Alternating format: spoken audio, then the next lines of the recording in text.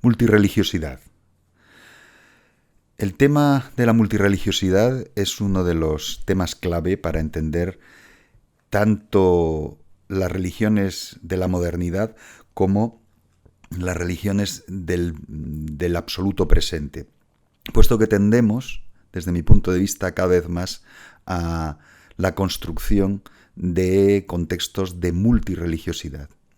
Habría que hacer, para centrar el tema, habría que hacer una primera reflexión.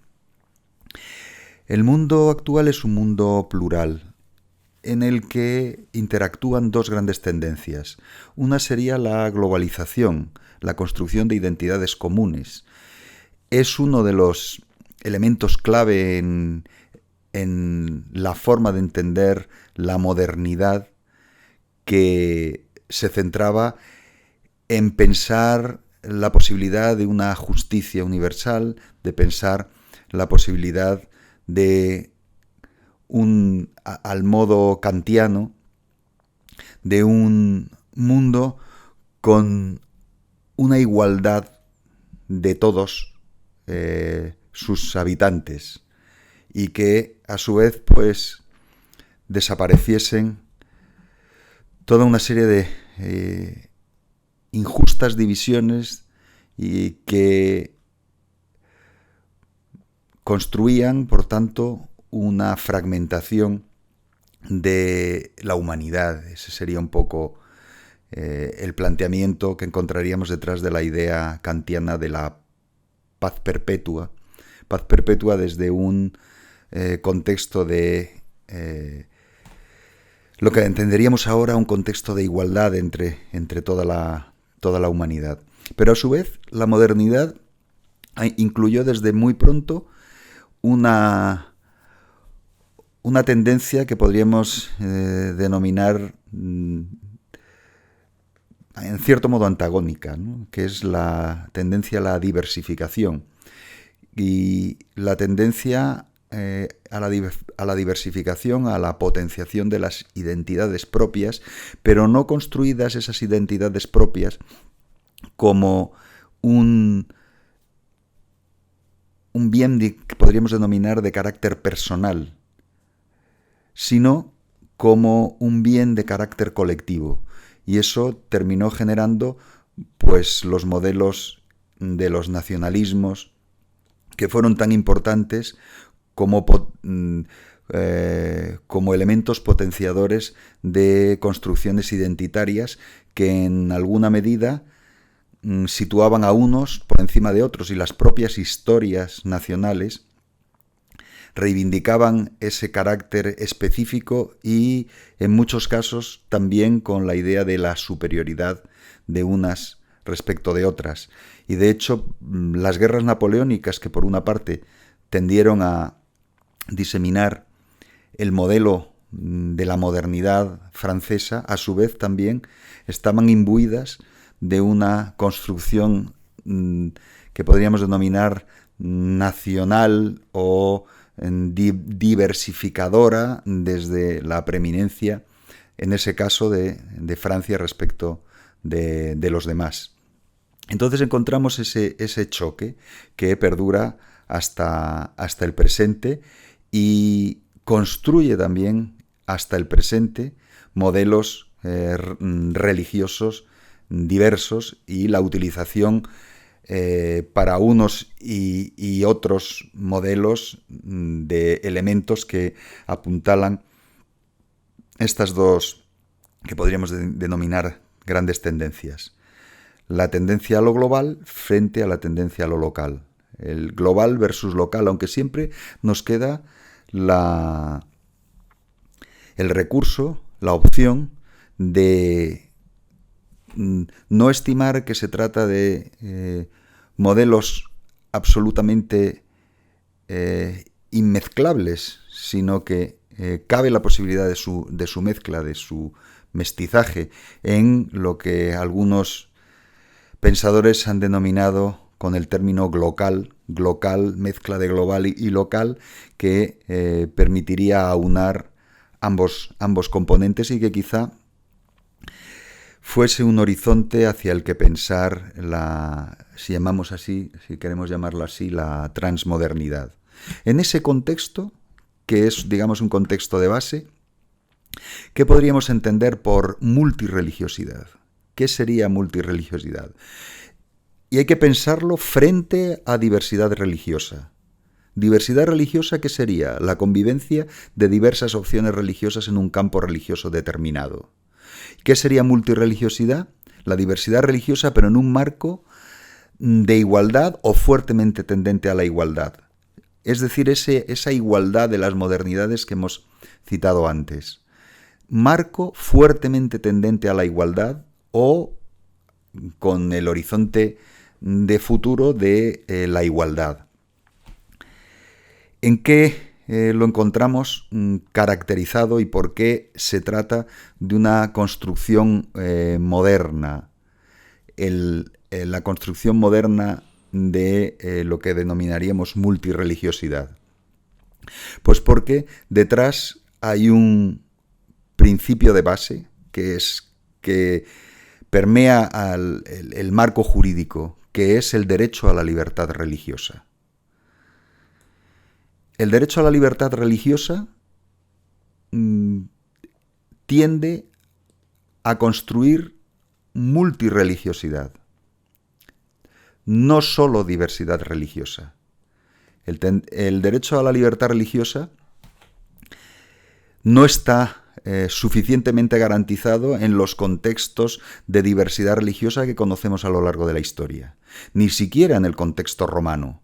En el contexto romano, en que en teoría había una tolerancia religiosa respecto de los modelos diversos, incluso por medio de esa construcción ideológica que se llama la interpretatio, que había la posibilidad de los dioses de otros interpretarlos al modo romano, nombrarlos al modo romano y asimilarlos al modo romano, es decir, que había una capacidad de asimilación extraordinaria en el contexto romano, pero a pesar de todo no era un ámbito de multirreligiosidad porque no había una igualdad. La religión oficial tenía una posición de superioridad, la misma posición de superioridad que en la que se basaba la maiestas, la superioridad, maiestas del Imperio Romano, la maiestas del poder romano.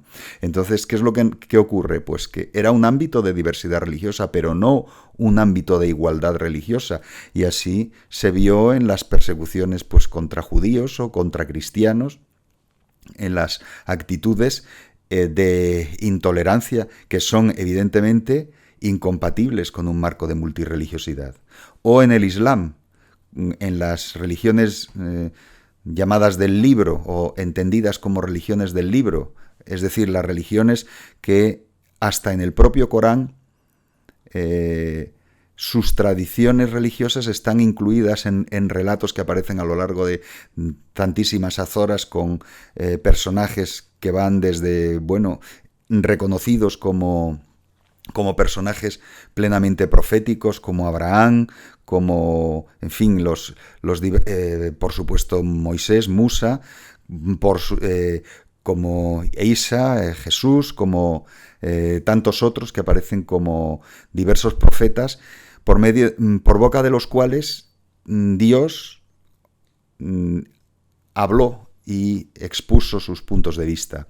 Entonces, la protección a todos ellos que está amparada, aunque esa protección no es una igualdad tampoco de, por ejemplo, judíos o, por ejemplo, cristianos respecto de los musulmanes. Tenían que pagar más impuestos, tenían coartadas ciertas libertades, como podía ser la de construcción de centros de culto, aunque los que estuvieran estaban protegidos, pero el crecimiento estaba recortado, es decir, de nuevo no había una igualdad.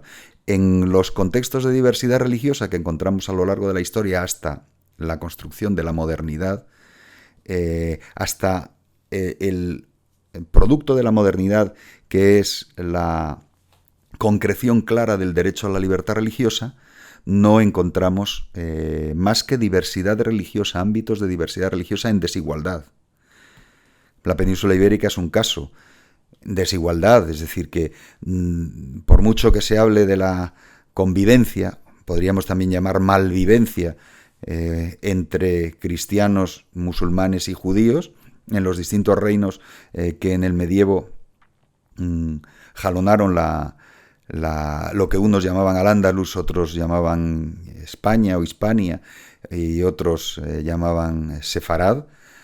No había una igualdad, había un estatus sometido en tierra de Islam de los demás, había un estatus sometido en tierra cristiana de los otros, y ese elemento determina que no había multirreligiosidad. No podemos detectar multirreligiosidad, entendida multirreligiosidad, como la diversidad religiosa en un marco de igualdad o fuertemente tendente a la igualdad.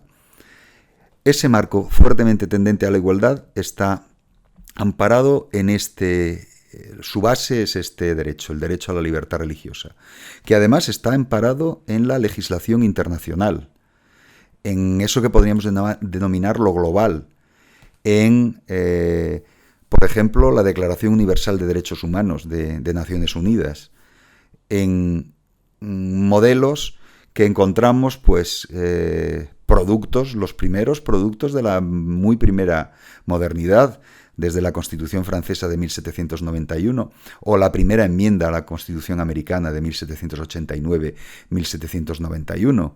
Pero claro, en ese contexto, y podemos volver a pensar el mundo que nos es más cercano y que hemos hablado de él al pensar Sefarad, Al-Ándalus, Hispania, España, ese mundo de diferencia entre religiones en su estatus.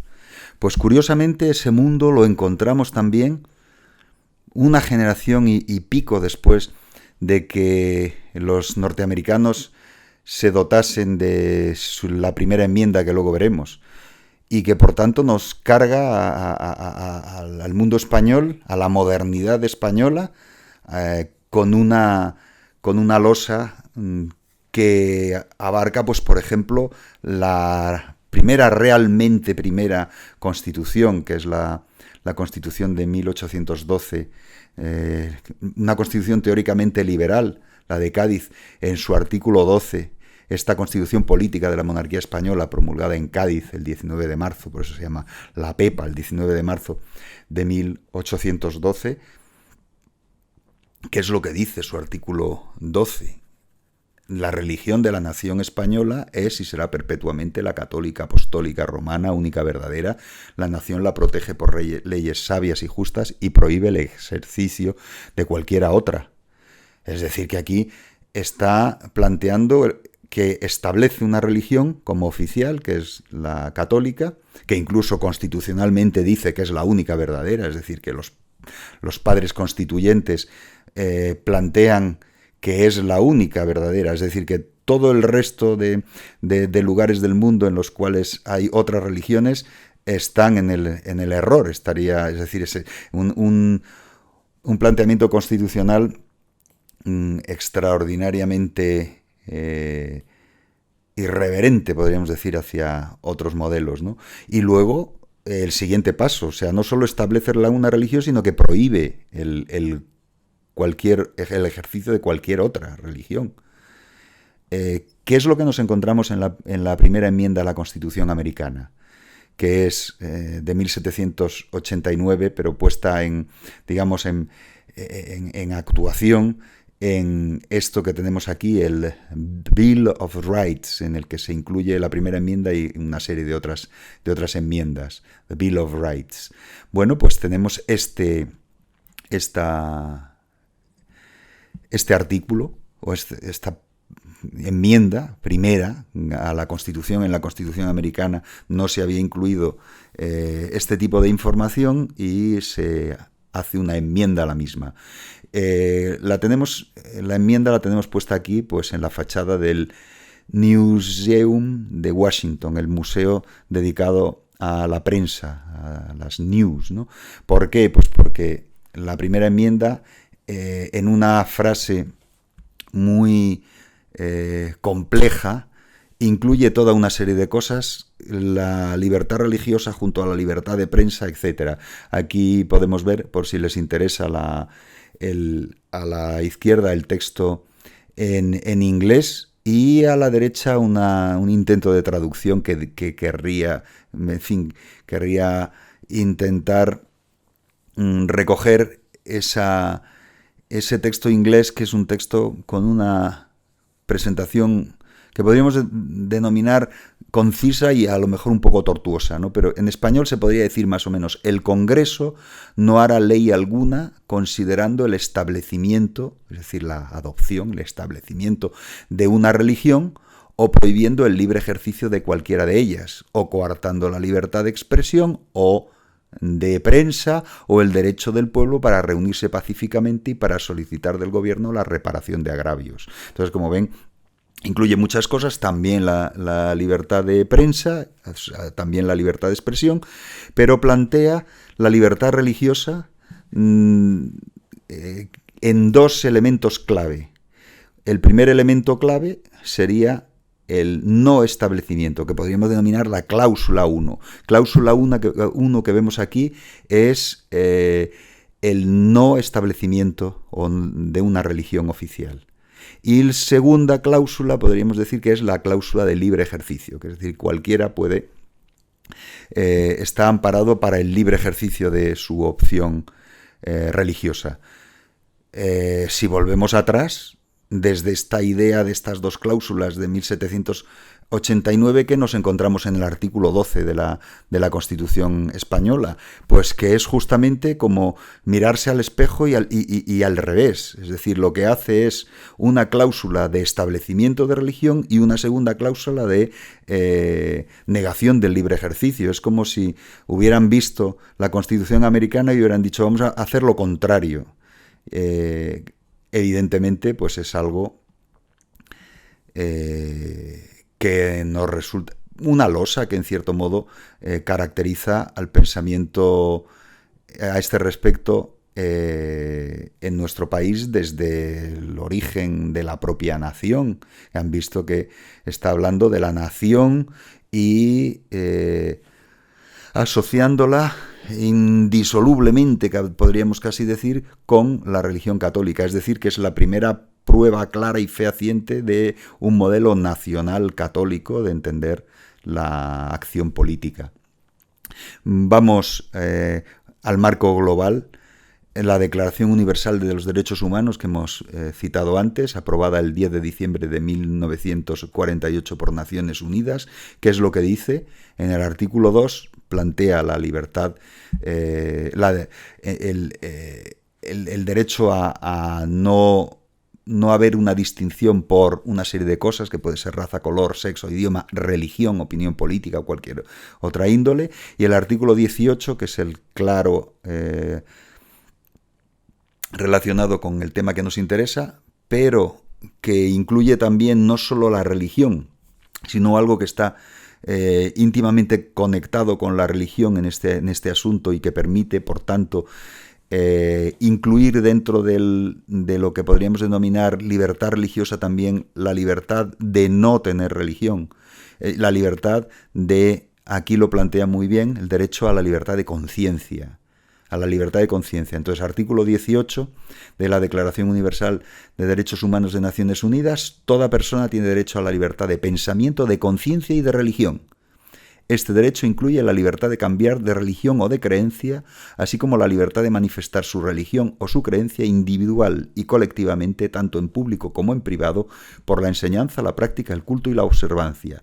Es decir, que plantea que este derecho de pensamiento, conciencia y religión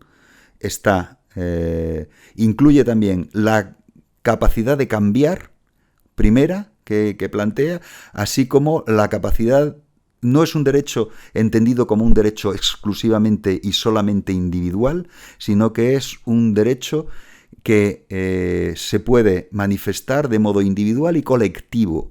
Y no es un derecho íntimo o privado, sino que es un derecho que aparece como tanto público como privado, y en toda una serie de facetas como es la enseñanza, la práctica, el culto y la observancia.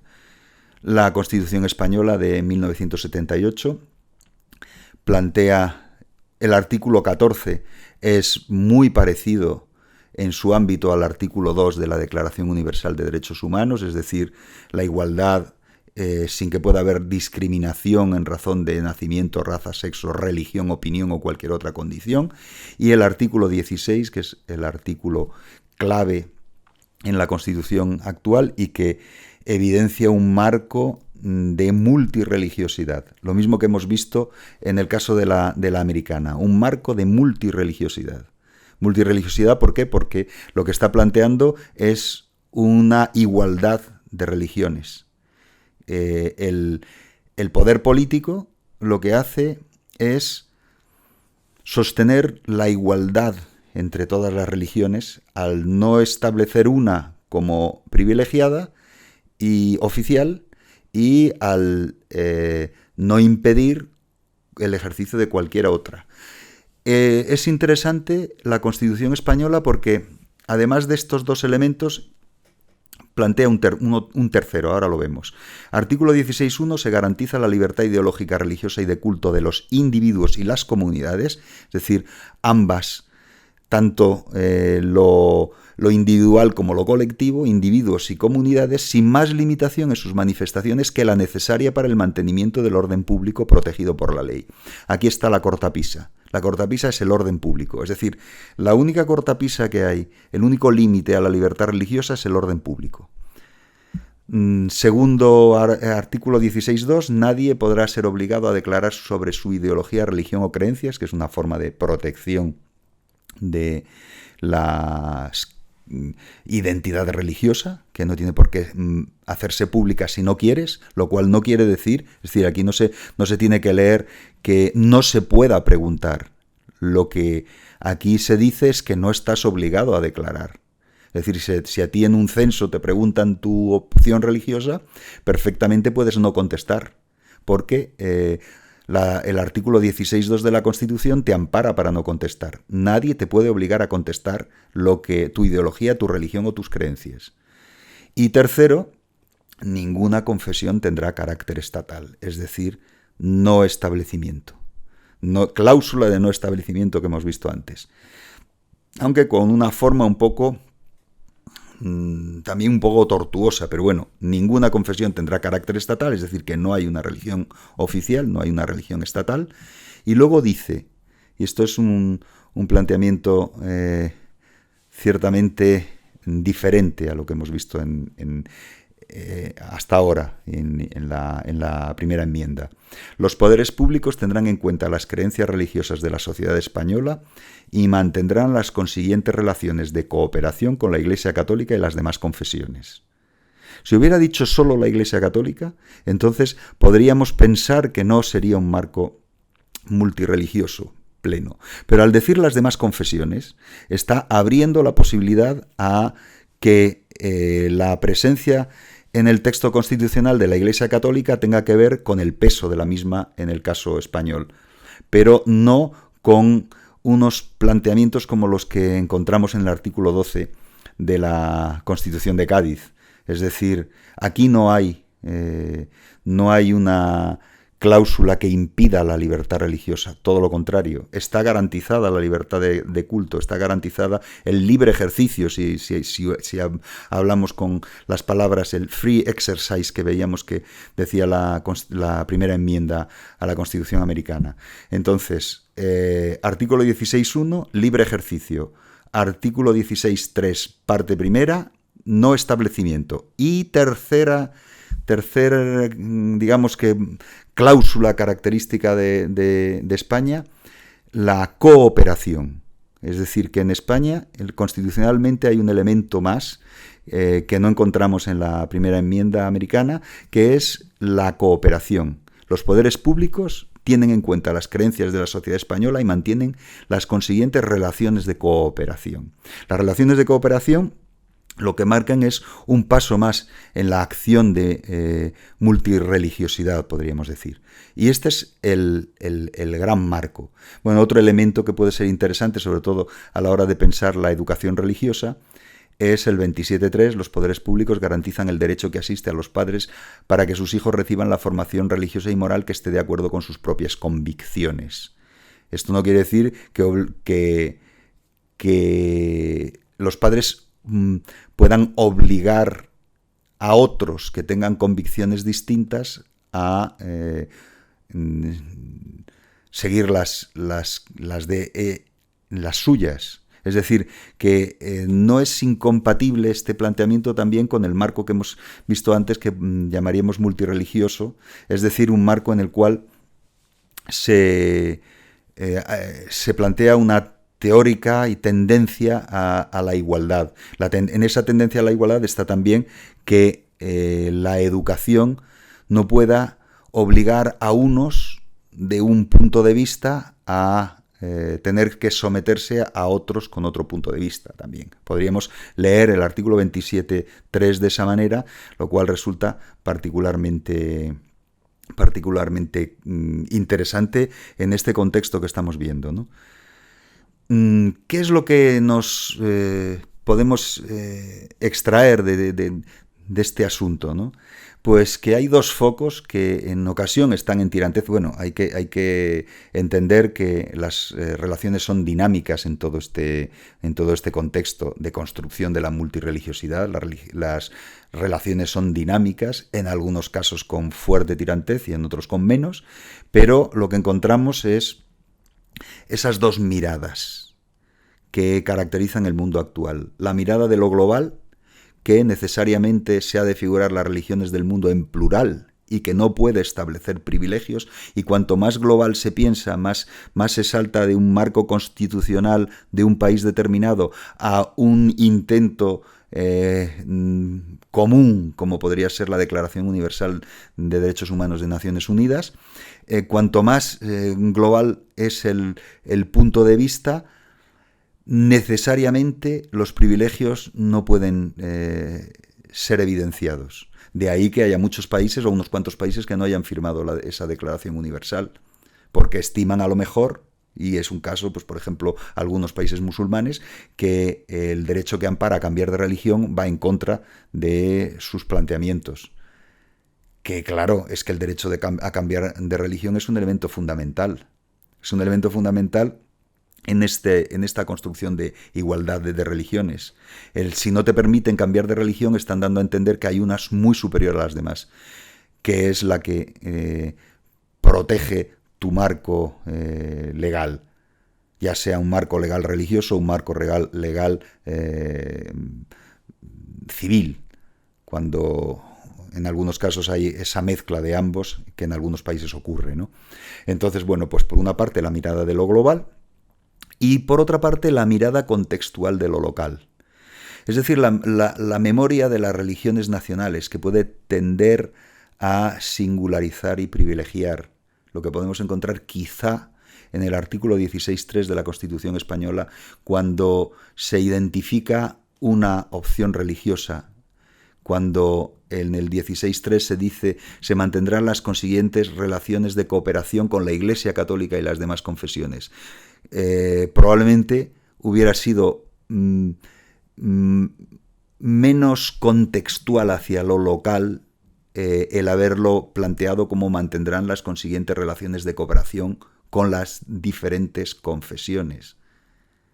Pero en ese momento se optó por evidenciar este privilegio que marca una memoria de las religiones nacionales, hay que tenerlo en cuenta, y que, por tanto, pues lo que nos da es la dinámica y, en cierto modo, también la tirantez, porque hay muchos colectivos que ponen en duda este punto. Ponen en duda este punto algunos porque se posicionan contra el propio planteamiento de la cooperación.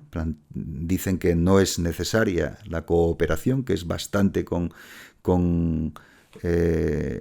asegurar el libre ejercicio y asegurar el no establecimiento, y otros que plantean que la cooperación, ¿por qué tiene que haber sido diferenciada una, aunque fuese la mayoritaria, del resto? Entonces, bueno, pues a tener en cuenta este asunto de la tirantez. La tirantez y un paso más, que tiene que ver con en qué se puede basar esta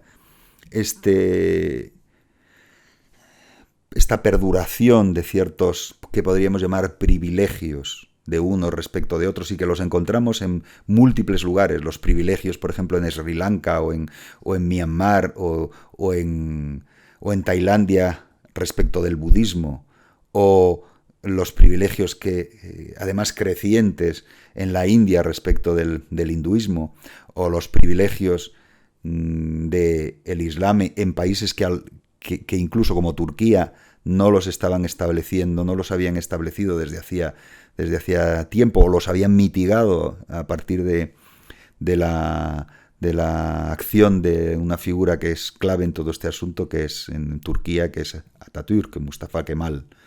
¿Qué es lo que nos encontramos entonces? Pues nos encontramos insertos en lo que podríamos denominar el desierto de lo real en relación con la legitimación. Ciertas propuestas parecen más legítimas que otras porque el peso de lo que hemos visto, ese recuerdo, esa memoria de lo local, pesa mucho. Las legislaciones, pues claro, que hemos visto hasta ahora, generan un marco con fuertes tendencias hacia la igualdad frente a la ley, cada vez más real y no solo teórica. Eso es muy característico. Podía ser muy teórica en 1789 en Estados Unidos, podía ser muy teórica. En realidad estaban pensando solo en las diversas formas de cristianismo que pervivían ahí, que además eran consustanciales en la propia construcción de la nación americana, la diversidad de opciones religiosas, porque muchos huían, y los padres fundadores huían de un modelo que fue el modelo europeo tras el final de las mal llamadas guerras de religión, que determinaron que el pueblo seguía la religión de su rey, y por tanto los que tenían opciones distintas bajo un monarca, la solución que podían tener, en los países anglosajones así ocurrió, fue la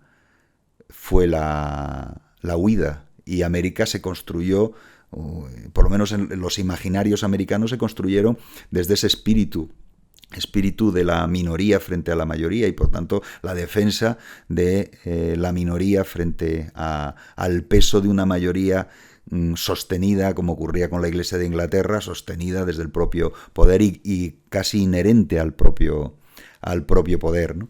Entonces, bueno, pues cada vez, ¿qué es lo que nos encontramos? Sobre todo a partir de la revolución de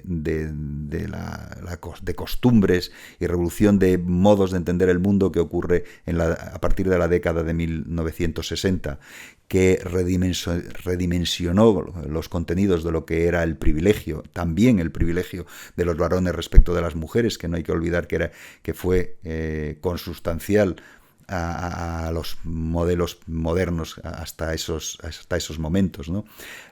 También los años 60 es el final de las certezas discriminatorias del propio modelo colonial, que se basaba en un nacionalismo moderno expansivo, que utilizaba las técnicas modernas de control para hacerse con el privilegio de uno respecto de otros en el mundo, ¿no? Y que el sistema colonial británico fue muy evidente en todo eso. ¿Qué es lo que nos encontramos en el cambio que se produce en esta gran revolución de puntos de vista que encontramos a partir de los 60? Pues una apertura cada vez mayor hacia el contexto de igualdad. Igualdad no solo teórica, igualdad también real. Apertura a la diferencia cultural. Apertura hacia otra forma que podríamos denominar de modernidad, que podríamos denominar la modernidad postcolonial. ¿Qué ocurre? Que todo esto determina también la igualdad en las relaciones entre religiones y no la posición previa de privilegio de las occidentales respecto del resto. Igualdad de las relaciones entre religiones, pero también igualdad entre las opciones del creer y el no creer.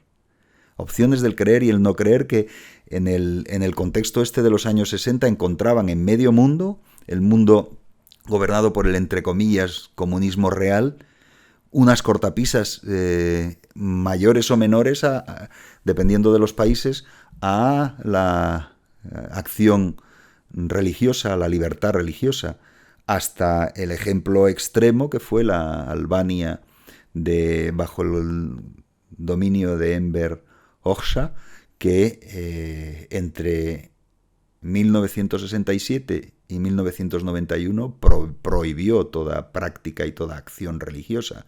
Es decir, que también es una igualdad respecto de creer y respecto de no creer por parte de ambos, por parte de los no creyentes y por parte de los que creen, ¿no? Y de los creyentes respecto unos de otros, ¿no?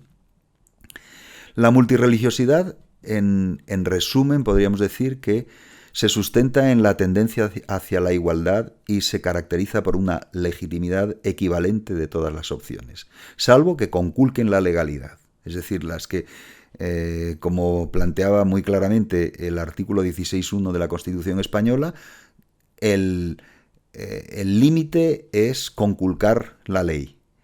Y todas las opciones, tanto religiosas como no religiosas. ¿Qué es lo que nos encontramos? Pues que esta es la teoría, pero que la práctica, la construcción de un mundo multirreligioso, pues tiene dificultades diversas para asumir esa carga igualitaria. No es lo mismo lo legítimo que lo legitimado socialmente, y se abre un intercambio en que de puntos de vista en el cual se cuelan incertidumbres, se cuelan problemas a la hora de gestionar este asunto. ¿Y qué es lo que desvela todo este entramado? Pues que la multirreligiosidad es una tendencia, o casi podríamos decir una condición en construcción, donde se combinan múltiples contextos de lo mundial, de lo nacional, de lo local, y se producen respuestas muy diversas. Y podemos encontrar, pues, ante este mundo varios modelos en los cuales no hay pluralidad. Pues los modelos de Islam más fundamentalistas son antipluralistas. Países donde, con religión oficial, donde no hay diversidad, o hay un modelo de apartheid religioso, que todavía en algunos casos lo encontramos, o algunos tienden o algunos han tendido a construir algo así, ¿no? Modelos de pluralidad plena, que detrás podríamos ver un marco teóricamente neutro de renuncia de las autoridades a actuar, salvo que la actividad religiosa vulnere las leyes. Y un modelo intermedio en el cual podría estar España, con una apertura a la diversidad, con una teórica igualdad en las leyes, pero con ciertas dificultades a nivel social. La multirreligiosidad, ¿qué genera? Pues un marco que ampara las opciones personales. Es muy característico de la construcción de la identidad personal en la modernidad. Esa forma individual de entender el marco también incluso de la posición de la religión. La posición de la religión principalmente pensada como un asunto que atañe al individuo. Genera un marco que ampara, por tanto, las opciones personales, las opciones individuales, y el cambio de opciones, la mezcla de opciones también, y de teórica igualdad en lo relativo a lo que se cree. ¿Y a dónde nos lleva? Pues quizá a una configuración de un triple marco, en el cual pensar la posición de la religión. Un triple marco. Una identidad común que diferencia en lo religioso entre lo íntimo, lo personal y lo social. Lo íntimo, que sería un ámbito transparente de la religión, que no se puede saber, puesto que está de piel hacia adentro. Si la persona no quiere exponerlo, no se puede saber ese marco íntimo. Un marco personal o individual, si quieren llamarlo, que es el ámbito principal de la religión. La religión, principalmente, su ámbito es el ámbito de la opción individual. Y luego un ámbito social que pudiera parecer un ámbito secundario de la religión, pero que, evidentemente, en muchos contextos se convierte en importante. La socialización de la religión, la socialización por medio de, y entonces en algunos casos es donde se pueden llegar a generar conflictos a escala social.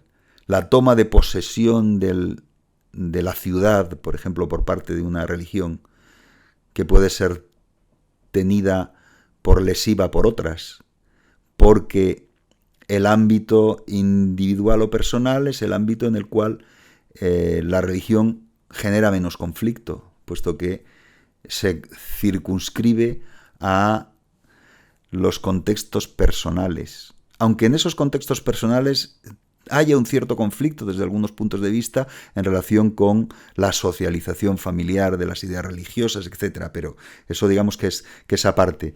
Pero donde el conflicto es mayor es en este ámbito que sería el social, en que, pues por ejemplo, actos de relevancia social están presididos por símbolos de una religión y no de otras. Y eso puede ser visto como lesivo por ciertas personas de ciertas opciones religiosas. Entonces, bueno, pues nos encontramos con este contexto, que es un contexto que, como hemos visto antes, pues es un contexto en el que caben las relaciones dinámicas y dentro de ese dinamismo, pues en algunos casos, por supuesto, los conflictos.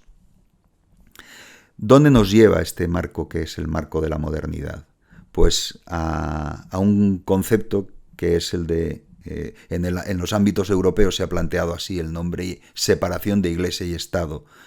Podríamos llamar separación de religión y poder político, podríamos llamarlo no confesionalidad de los estados, y como elemento operativo en el análisis sociológico podríamos denominarlo secularización, digamos que como tendencia, pero claro, insistimos de nuevo en los conflictos, identidades propias y sus presupuestos, relación dinámica que puede derivar en conflicto que veíamos antes entre el ámbito individual y los ámbitos sociales, entre lo personal y lo colectivo. Pero ya hemos visto que los grandes relatos jurídicos, como puede ser la Declaración Universal de Derechos Humanos, amparan ambos ámbitos como ámbitos fundamentales de la religión, aunque sintamos que en el análisis social, como analistas sociales, sintamos que hay una cierta tendencia a pensar el ámbito de lo individual como el ámbito principal de manifestación de lo religioso. Y ahí es donde, pues, chocamos con en este planteamiento analítico y en esta construcción, que en última instancia es una construcción imaginaria, los imaginarios culturales relacionados con el pensar, casi podemos decir digerir el elemento religión en el contexto general en el que se piensa la posición de cada uno. Pues, ¿qué nos encontramos? Pues los valores sociales espectaculares de lo religioso, que no pueden soslayarse, y que ha llevado, pues eso, a lo que podríamos denominar reencantamiento y desecularización. Valores espectaculares. La religión es performance, es muy performativa, podríamos decir. Es decir, uno de los ámbitos fundamentales de manifestación del poder simbólico de la religión, de las religiones, está justamente en la performance, en los valores espectaculares que son tan deseados por mucha gente y que marcan una de las mayores bellezas que podríamos encontrar dentro de las manifestaciones de lo religioso, en su enorme diversidad a lo largo del mundo, ¿no? Que podemos encontrar también, y esto es otro contexto que cuando hablemos de fundamentalismo, cuando vean el tema de fundamentalismo, pues se ahondará un poco más. Pues los grupos que defienden que la ley de Dios es superior a la de los hombres, la heteronomía frente a la autonomía moderna, y que por tanto la religión no es un asunto privado. No es solamente un asunto privado, sino que no es un asunto privado, sino que es un asunto público. Es un asunto público desde el momento en que hay una ley que obliga a una ley de Dios, es decir, una ley heterónoma, dada por alguien distinto al humano en ese modelo de imaginar toda esta cuestión, una ley que es superior a la acción de cualquier ser humano y por tanto lo individual es un ámbito secundario, y que plantean pues que, y esto lo encontramos en algunas de las críticas con ciertos ribetes poscoloniales, que dicen que la modernidad es un instrumento de dominio de Occidente cuya finalidad es aniquilar las señas de identidad propias y homogeneizar las sociedades humanas. Claro, entonces ahí, otra vez, esto es un conflicto de modelos de entender el mundo, que tienen directamente que ver con la cosmovisión moderna frente a las cosmovisiones de otras formas. Claro, pero hay que tener en cuenta también que hay muchos modelos, también muchas modernidades y muchos contextos de gestión de estas relaciones adversativas. Entonces, algunas de ellas las veremos al hablar de fundamentalismos, algunas de ellas las veremos al analizar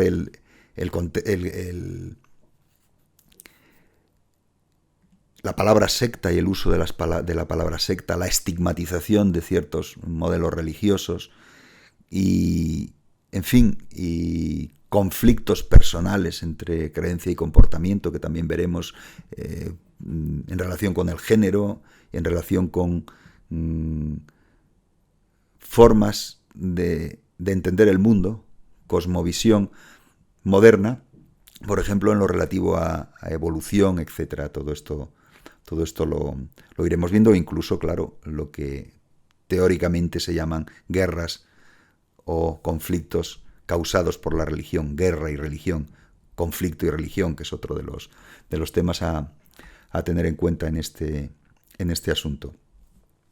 Religión en el mundo actual, ¿qué nos encontramos? Pues una tendencia actual a nivel global, que es relegar la religión al ámbito de lo privado.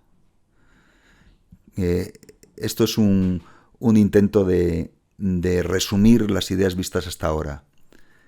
Relegar la religión al ámbito de lo privado, pero en ese juego de relegar nos encontramos las construcciones estas adversativas del desencantamiento frente a reencantamiento y la secularización respecto de la desecularización. Esa privatización podemos conectarla con la multiplicación de la variabilidad religiosa al amparo de la libertad religiosa.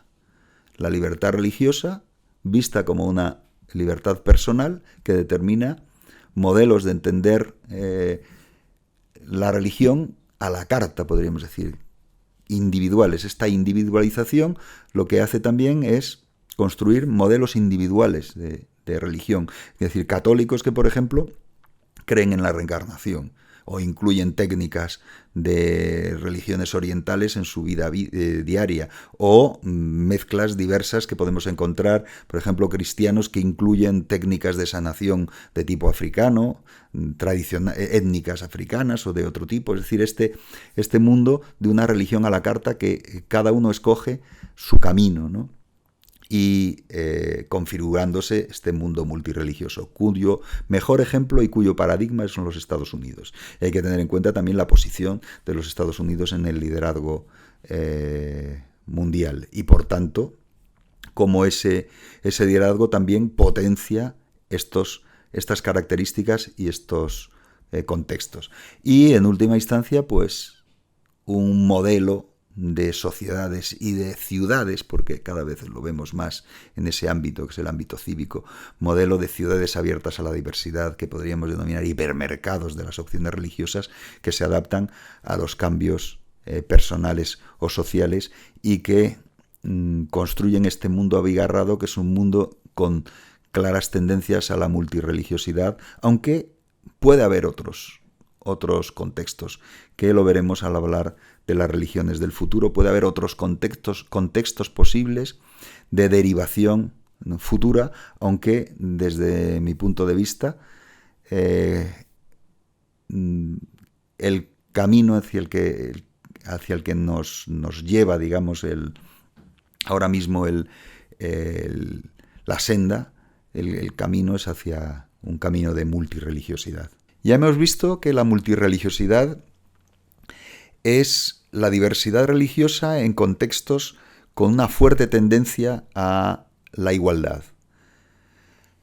Esos contextos se construyen desde, podemos decir que tres bases principales, que podríamos denominar tradición, inmigración y conversión. Tradición, lo que nos evidencia es que la mayoría de las sociedades del pasado, como hemos visto, tuvieron en alguna medida diversidad religiosa al alcanzar un tamaño o un nivel de complejidad específico. Y hemos visto que la homogeneización religiosa ha resultado muy poco evidente en la historia. Hay muy pocos ejemplos. Pero hay que tener en cuenta que nuestro país es uno de esos ejemplos. Nuestro país dio pasos para esa impermeabilización religiosa, esa homogeneización religiosa, desde la expulsión en 1492 de los judíos, y otro momento importante es la expulsión de los moriscos, que ni siquiera eran musulmanes, sino que eran culturalmente, seguían culturalmente pautas árabes en lo lingüístico, pero habían sido cristianizados, obligadamente cristianizados. Es decir, que solo había una diversidad de índole cultural y no de índole religiosa. Y a pesar de esto, también fueron expulsados en 1609. Es decir, que hubo una tendencia sistemática por parte de la monarquía española de ese entonces por impermeabilizar el país en una única opción religiosa. La acción de la Inquisición, por ejemplo, respecto de los seguidores de Lutero y de las formas de evangélicas protestantes, también entra dentro de esa misma línea. Y es justo lo que habíamos encontrado en el artículo 12 de la Constitución, la PEPA de la Constitución de 1812. Esa tendencia a una impermeabilización religiosa, la prohibición de cualquier otro culto y el establecimiento de un culto, el culto católico, como el único existente en el país, en la nación. Entonces, ¿qué nos encontramos? Pues una excepcionalidad, que podríamos denominarlo así, una excepcionalidad en el caso español, frente a una característica de la mayoría de las sociedades del pasado, que fue la existencia en alguna medida de diversidad religiosa. Y la modernidad, ¿qué es lo que hace? Pues construir un marco en el que la diversidad religiosa se convierte en multirreligiosidad desde el momento en que las relaciones entre religiones, y además también respecto de no creyentes o ateos, no son solo las de tolerar esas opciones, con un binomio que encontraríamos de religiones dominantes y religiones toleradas, sino que la base sería el respeto de todas ellas en un plano igualitario, respeto sustentado en el marco oficial de una libertad religiosa reconocida. Entonces, ¿qué nos encontramos? Pues que el parámetro tradición, este elemento dentro de la multirreligiosidad que marcaría la tradición, sin duda es un elemento importante, porque puede configurar muchos miles y muchos millones de fieles en muchos países y porcentajes muy altos de fieles en muchos países que tienen una opción religiosa que podríamos denominar por tradición, pero en el marco de la multirreligiosidad la base tradicional no determina una posición de subalternización de las otras. Es decir, que está situada este elemento que podríamos denominar por tradición, está situado en el campo religioso en general como uno más de los factores. Es un factor importante desde el punto de vista de la legitimación social, eso sí, porque tiene el peso de la historia, el peso de la memoria compartida, el peso de la memoria que está ubicada en lugares determinados que tienen el prestigio de los cientos de años, el tiempo transcurrido en que en esos lugares se desarrolla ese tipo de presencia de un culto. Pero el contexto es un contexto de multirreligiosidad en que también se incluyen el peso de esas otras bases. Una de ellas es la inmigración, que es un fenómeno muy importante y en el mundo actual mayoritario. El mundo actual es un mundo de inmigración que potencia esa inmigración, la diversidad religiosa, y que desde el momento en que esa inmigración diferencial desde el punto de vista religioso, es decir, gente que emigra a otros países con modelos religiosos, con vivencias religiosas diferentes a las, digamos que, características por tradición de esos países, están amparados por la libertad religiosa para seguir manteniendo sus puntos de vista religiosos, seguir manteniendo sus religiones. No tienen que perderlas, que cambiar de religión al cambiar de país. Y por tanto, la inmigración se convierte en un elemento de potenciación de este fenómeno que estamos estudiando. De hecho, la inmigración lo que marca es la inclusión de una gran cantidad de personas que tienen características culturales, en algunos casos diferenciales, y que uno de los elementos de autoafirmación identitaria puede ser la religión. Uno de los elementos que la sociedad toleraría más que otros. Toleraría más que, por ejemplo, llevasen una vestimenta diferente al trabajo o no utilizasen la lengua común si la hay, por ejemplo, en los ámbitos del trabajo. En cambio, sí que el factor religioso es un factor que, una vez superados los modelos estos de mezcla de nación y religión, que en el caso español llamaríamos nacionalcatolicismo, una vez que se han planteado marcos de multirreligiosidad como el que nuestro país se construye desde la Constitución de 1978, pues la inmigración es uno de los factores dinamizadores de la diversidad religiosa. Y a su vez es uno de los factores de construcción de algunas identidades diferenciales que justamente en el ámbito de la religión se mantienen de un modo aceptable. Un tercer factor es la conversión.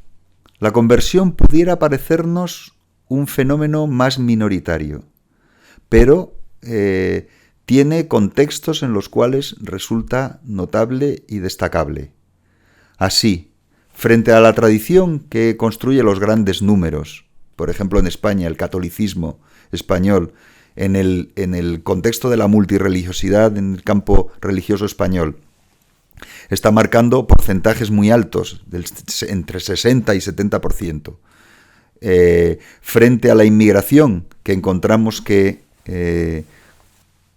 convoca un número importante, millones de personas, millones de musulmanes en España que provienen de la inmigración principalmente de Marruecos, pero que están marcando pues esos 1,6 o quizás más millones de musulmanes en España. Frente, pues por ejemplo, al peso de la ortodoxia en España, que está sustentada por los cientos de miles de rumanos, o los las decenas de miles de rusos y de otras nacionalidades ucranianos, etcétera, que siguen los modelos del cristianismo ortodoxo y que marcan pues un peso importante de estos seguidores de una opción diferencial respecto de la opción mayoritaria en el país. Pues frente a esto la conversión nos da menores números.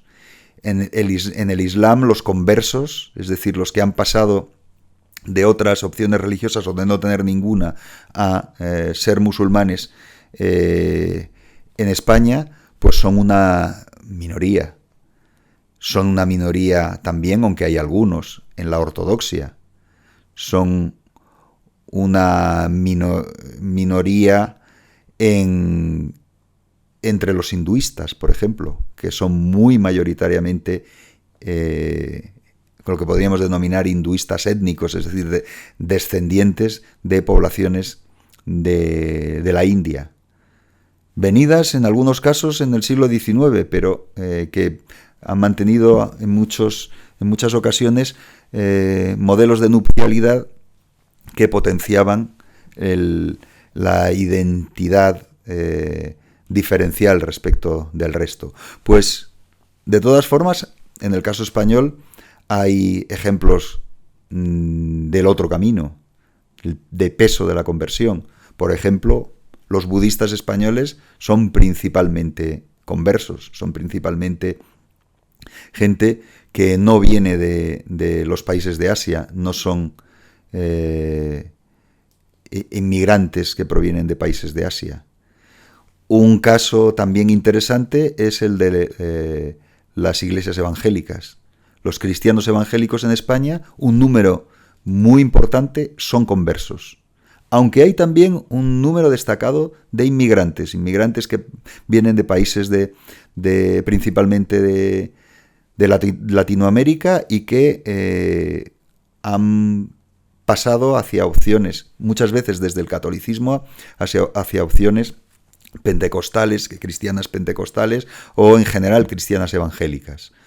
Y este asunto pues es probablemente el más destacado en el campo religioso español, el más destacado en el peso de las conversiones, lo cual no es de extrañar porque nos lo encontramos también y de un modo muy muy destacado en el caso de Iberoamérica. Y aquí podemos ver algunos datos de las diferencias entre 1960, 2000 y 2016. Guatemala, por ejemplo, en 1960 un 3% de evangélicos, en el 2000 un 25% y en el 2016 un 36%. Puerto Rico de un 7% a un 26%. Brasil de un 8% a un 25%. Haití de un 10% a un 30%. Nicaragua de un 4 a un 27, El Salvador de un 3 a un 38%, es decir, se convierten en números muy destacados y muy notables. Y así siguen algunos de los países con estos porcentajes que nos marcan pues el peso de las opciones evangélicas en el continente americano.